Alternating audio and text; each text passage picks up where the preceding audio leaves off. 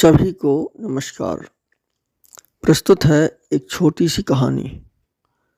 बहुत समय पहले की बात है। एक बहुत ही सुंदर नगर था, चारों ओर से सुरक्षित, बहुत ही धनी एवं संपन्न। वहाँ की प्रजा भी बहुत ही समझदार एवं नीति एवं धर्म पर चलने वाली थी। सब लोग सुखी संपन्न थे। यह कहना गलत न होगा कि वह नगर धरती पर स्वर्ग था।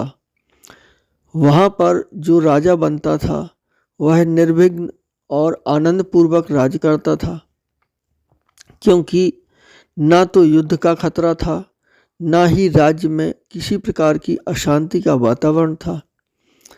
उस राज्य में राजा भी लोकतांत्रिक ढंग से 10 वर्ष के लिए चुना जाता था।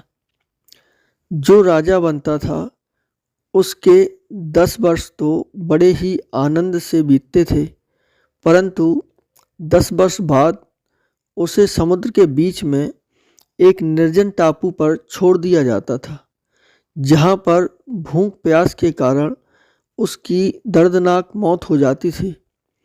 इसलिए वहाँ राजा बनने के लिए कोई जल्दी तैयार नहीं होता था, परंतु राजा का चुनाव प्रतिनिधिमंडल करता था और जिसे राजा चुना जाता था वह इनकार भी नहीं कर सकता था। जब से वह नगर बसा था तब से अनेक राजा बने और उनका अंत बड़ा ही दर्दनाक हुआ। अब तक जो भी राजा बने थे उनमें कोई भी दूरदर्शिता नहीं थी। मृत्युंजय नाम का राजा बहुत ही दूरदर्शी एवं समझदार था। राजा बनते ही सबसे पहले उसने इस बात का पता लगाया कि पद त्याग के बाद उसे किस द्वीप पर भेजा जाना है। वहाँ पर उसने 10 वर्षों में एक सर्व सुविधायुक्त महल और बगीचा तैयार करवा लिया। जब उसका समय पूरा हुआ तो सब लोग बड़े दुखी थे कि अब राजा की मौत निश्चित है, परंतु राजा निश्चिंत होकर उस टापू पर गया। उसने अपना बाकी का जीवन सुखपूर्वक बिताया। यह कहानी वास्तव में हर व्यक्ति की है।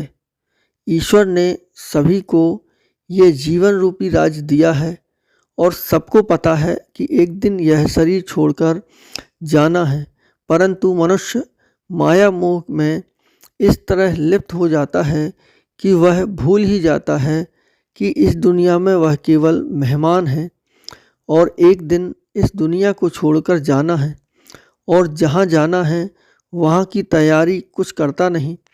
इसलिए अंत में दुखी और अशांत मरता है। यदि व्यक्ति को अपनी मृत्यु याद रहे और यह ज्ञान रहे कि यहाँ कुछ भी पूंजी वहाँ काम नहीं आएगी और जहाँ जाना है वहाँ के लिए पुण्य और परमार्थ की पूंजी जमा करता रहे, तो अंत समय भी सुखी और आनंदित जा सकेगा। मृत्यु का भय इसीलिए सभी को होता है क्योंकि मनुष्य मृत्यु के बाद एक अनजानी दुनिया में जाना है, जहाँ के बारे में कुछ भी पता नहीं है और मनुष्य वहाँ के लिए कोई तैयारी भी नहीं करता। गीता में जो कृष्ण ने कहा है कि जन्म के बाद मृत्यु और मृत्यु के बाद जन्म निश्चित है, तो फिर मरने से डर कैसा।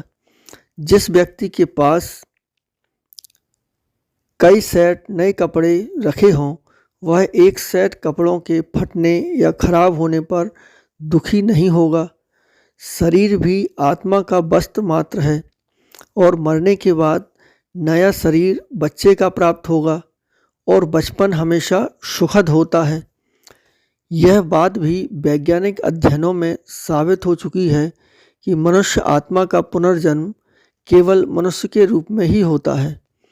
पुराणों में 84 लाख योनियों की जो बात कही गई है वह लोगों को डर दिखाकर गलत काम करने से रोकने के उद्देश्य से कही गई थी। मृत्यु के भय से बचने के लिए एक ही उपाय है, अपने को आत्मा जानकर हर समय पुण्य की पूंजी जमा करते रहें। पुण्य एक ही है, खुश रहना और खुश करना, न दुख लेना न दुख देना।